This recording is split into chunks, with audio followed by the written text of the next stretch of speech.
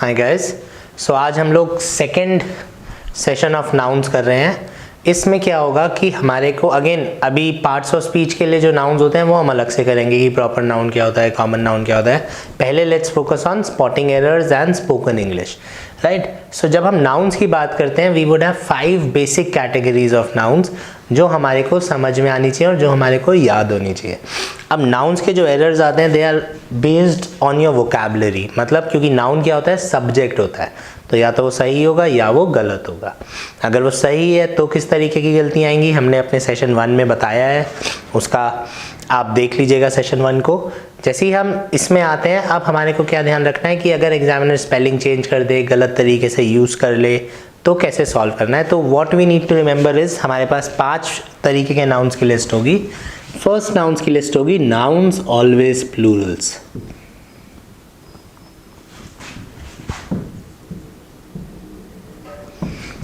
ठीक है, तो अगली क्लास में मैं आपको ये लिस्ट दे दूंगा, बहुत छोटा सा सेशन होगा, तो इसलिए आज पहले लेट्स ट्राई एंड अंडरस्टैंड की लिस्ट होंगी कैसी कैसी। सो अब क्या होगा, हमारे पास 5 कैटेगरी के नाउन है। पहला नाउन है जो हमेशा प्लूरल है, उसको हम सिंगुलर नहीं बना सकते। फॉर एग्जाम्पल बहुत कॉमन वर्ड है पैंट। अब पैंट गलत वर्ड होता है because pant is always plural. Pant English का वर्ड है, हिंदी का वर्ड ही नहीं है। अगर आप कहते हैं कि पैंट हिंदी में भी है तो हिंदी में पैंट सिंगुलर है लेकिन इंग्लिश में पैंट्स प्लूरल है, राइट। सो जितने ज़्यादा आप वर्ड्स याद करेंगे इस लिस्ट के उतना ज़्यादा आपको आसान हो जाएगा। लेकिन फिलहाल समझने के लिए मैं बता दूं कि मेजरली इसमें वो सारे शब्द आते हैं जो पेयर्स में होते हैं। पेयर्स इन द सेंस जो एक जैसे दो होते हैं और जुड़े हुए होते हैं, राइट। जैसे फॉर एग्जाम्पल पैंट्स और स्पेक्स या स्पेक्टिकल्स, ठीक है। अब इसके साथ मैं लिख लेता हूं सॉक्स। अब ये तीनों शब्द पेयर्स में है, पैंट्स भी पेयर्स में है, स्पेक्टिकल्स भी पेयर्स में है और सॉक्स भी पेयर्स में है। डिफरेंस क्या है, ये वाले जो दोनों हैं ये जॉइंट हैं, मतलब ये एक बेसिक चीज से जुड़े हुए हैं और फिर दो एक जैसे हैं।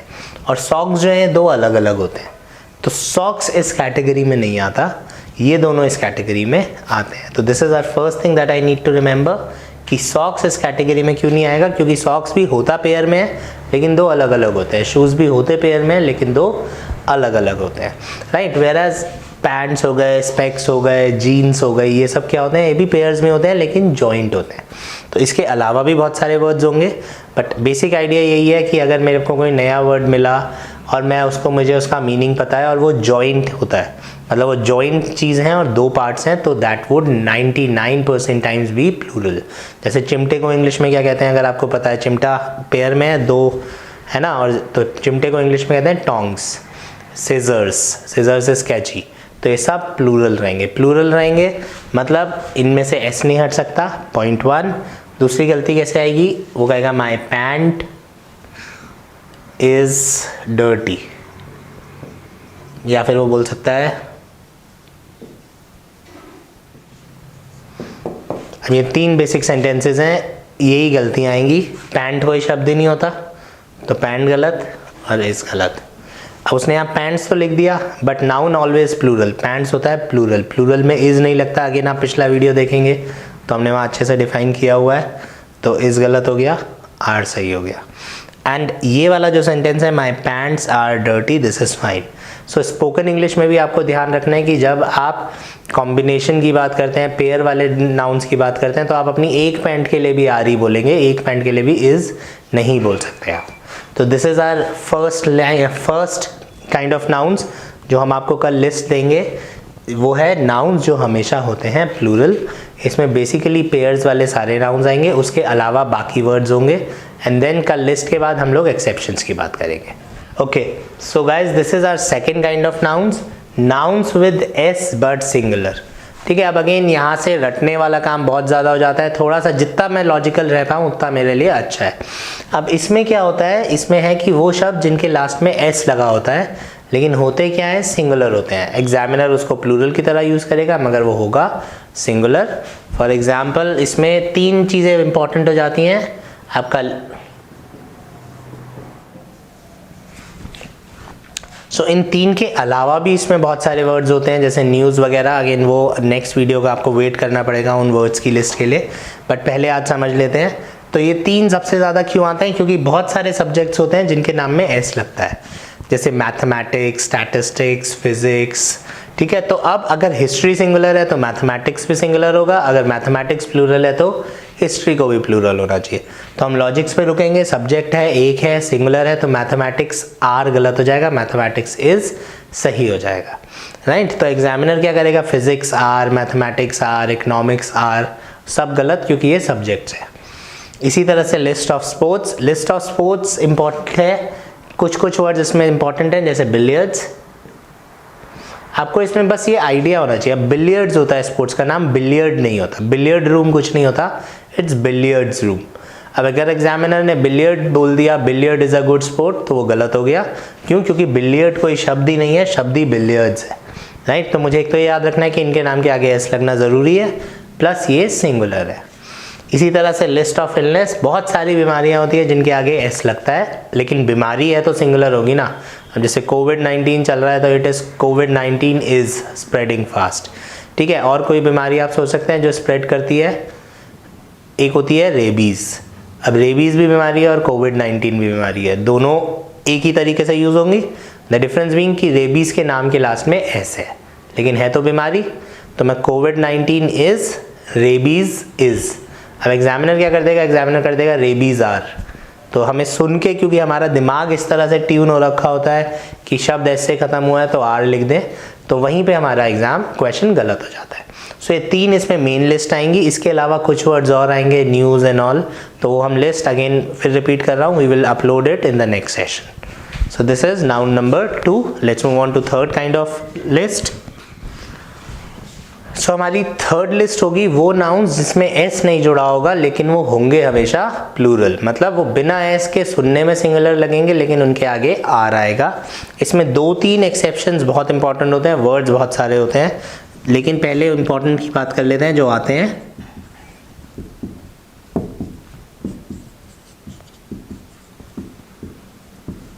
सबसे पहला वर्ड है police. Police is considered to be plural. अब आप लोग सोचेंगे, आप बहुत बच्चे मुझसे पूछते हैं सर आर्मी के साथ इज लगता है, पुलिस के साथ इज क्यों नहीं लगता? इसलिए क्योंकि army is a collective noun, police collective noun नहीं है। अगर आप लोग गूगल करेंगे, आप कलेक्टिव नाउन ऑफ पुलिस देखेंगे तो पोजेस, पोजे ऐसे करके वर्ड्स आएंगे। सो पुलिस कलेक्टिव नाउन नहीं है, police is a plural noun, right. इसलिए पुलिस के साथ क्या लगेगा? Are. This is our first word. दूसरा वर्ड जो अभी रिसेंटली CGL में आया था, that was name of a team.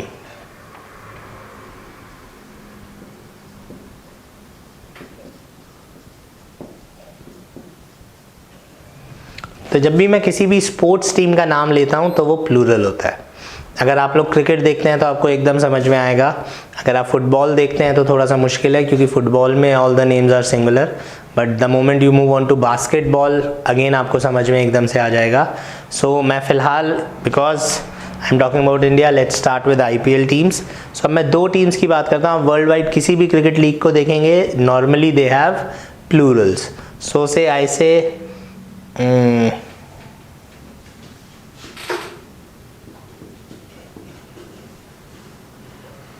Mumbai Indians, right. और इंडिया की क्रिकेट टीम का क्या नाम है?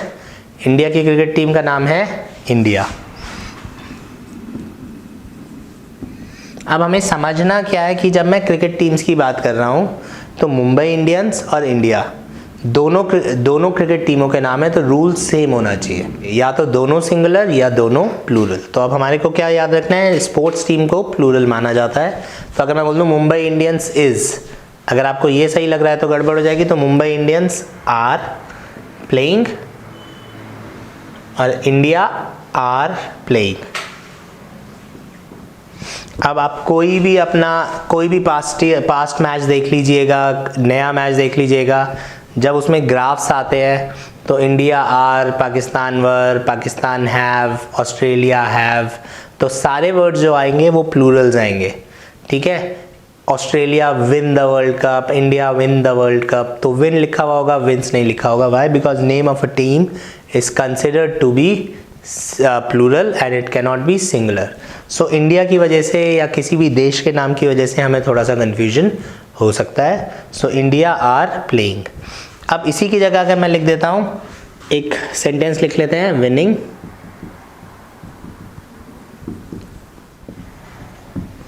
अब से for example India are winning the match and India are winning the war. So क्या डिफरेंस है दोनों में? यहाँ पे बात हो रही है टीम की, टीम की बात हो रही है। टीम का रूल क्या है? It has to be always plural, are बिल्कुल ठीक है। यहाँ पे बात हो रही है देश की। अब जब मैं देश की बात करूंगा तो it has to be singular. Singular तो इंडिया इज आएगा जब हम कंट्री की बात करेंगे एंड इंडिया आर आएगा जब हम टीम की बात करेंगे, राइट। तो this was our third list. Let's move on to the fourth list. Again हमारी जो चौथी लिस्ट होगी वो होगी लिस्ट ऑफ अनकाउंटेबल नाउन्स। मैं एक बार फिर रिपीट कर रहा हूँ, अगर आप लोग भूल गए हो आपको नेक्स्ट वीडियो में मिलेगी लिस्ट, तब हम उसको वर्ड्स को डिस्कस करेंगे। आज हम उन 5 लिस्ट को, लिस्ट हैं कौन सी, उनको समझने की कोशिश कर रहे हैं। तो नेक्स्ट लिस्ट होगी अनकाउंटेबल नाउन्स। अब अनकाउंटेबल नाउन्स में सबसे कॉमन जो शब्द है, अगेन जो हिंदी बोलते हैं उन लोगों के लिए सबसे कॉमन शब्द है ब्रेड्स, ठीक है। अब ये ब्रेड्स जो शब्द है ये है गलत। तो हमारे को पहले तो मैं ध्यान, अगर मैं रटने वाली बात करता हूँ तो मुझे रटना पड़ेगा कि ब्रेड जो है वो अनकाउंटेबल नाउन है, राइट। अब जब हम अनकाउंटेबल नाउन की बात करते हैं तो व्हाट हैपेंस हियर इज कि आप उसको गिन नहीं सकते। अब हमारे यहाँ रोटियां बनती हैं, अंग्रेजों के यहाँ ब्रेड बनती है। उनके यहाँ ब्रेड कैसे बनती है? एक साथ बेक हो जाती है और फिर कटती है। That is why it is uncountable. अगर मैं रोटियों को ब्रेड बोल रहा हूँ तो I can make it countable. So यहीं पे एग्जामिनर आपको एक्सेप्शंस भी देगा, but the first thing I need to remember is कि bread can not be counted. So अगर मैं बोलता हूँ 2 ब्रेड्स तो बिल्कुल गलत हो जाएगा। आप ब्रेड को नहीं खरीद सकते, 2 ब्रेड्स को नहीं खरीद सकते। आप ब्रेड के पैकेटों को खरीदोगे, लोफ को खरीदोगे, उनके लिए अलग से वर्ड्स बने हुए हैं। सो 2 ब्रेड्स कुछ नहीं हो सकता, ब्रेड ब्रेड ही रहेगा because it is uncountable. So uncountable के हमें 2-3 पॉइंटर्स याद रखने हैं। कांट यूज, इनके साथ एन नहीं लग सकता, इनके आगे एस नहीं लग सकता। These are the 2 pointers that I need to remember. So bread, business, furniture, बहुत सारे वर्ड्स आते हैं। जब हम आपको इस वाले वर्ड्स की लिस्ट देंगे तो आपको क्या ध्यान रखना है कि आपकी लैंग्वेज में कौन कौन से वर्ड्स हैं जो गिने जा सकते हैं। वो सारे वर्ड्स आपको यहाँ पे प्रॉब्लम देंगे, राइट। तो अगर मान लीजिए कि आपको लगता है, जैसे मुझे हिंदी का पता है, हिंदी में ब्रेड को गिना जा सकता है, तो मेरे लिए ब्रेड एक इम्पॉर्टेंट शब्द हो गया, क्योंकि the moment bread comes in exams question गलत हो सकता है, क्योंकि मैं हिंदी के हिसाब से सोचूंगा और क्वेश्चन को गलत कराऊंगा। तो जितनी भी हम इसमें लिस्ट देंगे, that is something we need to remember, right. अब next let's move on list number 5।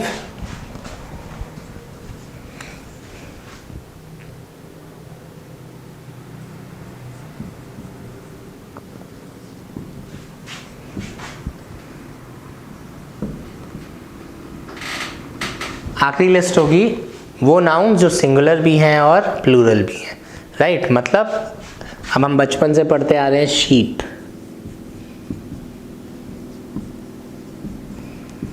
तो एक शीप भी शीप और बहुत सारी शीप भी शीप। इसी तरह से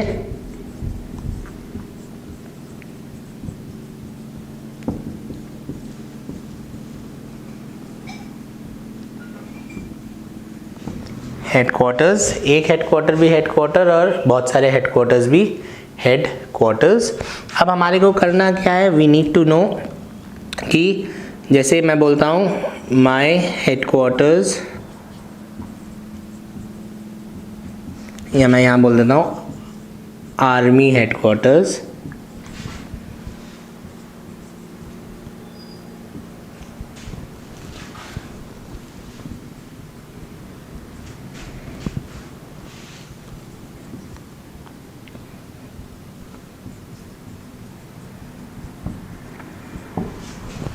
अब एग्जामिनर ने सेंटेंस दिया army headquarters are very protected. अब यहाँ पे से लेट्स से नॉर्दर्न आर्मी लिख देता हूँ, northern army headquarters are very protected. अब क्या है, मुझे यहाँ पे ध्यान क्या रखना है कि मेरे को हिंदी में नहीं फंसना है। अब हेडक्वार्टर्स, एक हेडक्वार्टर के लिए भी हेडक्वार्टर्स और एक से ज़्यादा के लिए भी हेडक्वार्टर्स। अब नॉर्दर्न आर्मी के कितने हेडक्वार्टर्स होंगे? ये हेडक्वार्टर तो एक ही होता है हर ऑफिस का, तो नॉर्दर्न आर्मी के बहुत सारे हेडक्वार्टर्स तो हो नहीं सकते, तो दिस इज राइट क्योंकि हेडक्वार्टर कोई शब्द ही नहीं होता, बट दिस इज रॉन्ग। तो यहाँ पे इज आना चाहिए बिकॉज नॉर्दर्न आर्मी का एक ही हेडक्वार्टर होगा। इसी तरह से अगर वो बोल दे पुलिस हेडक्वार्टर,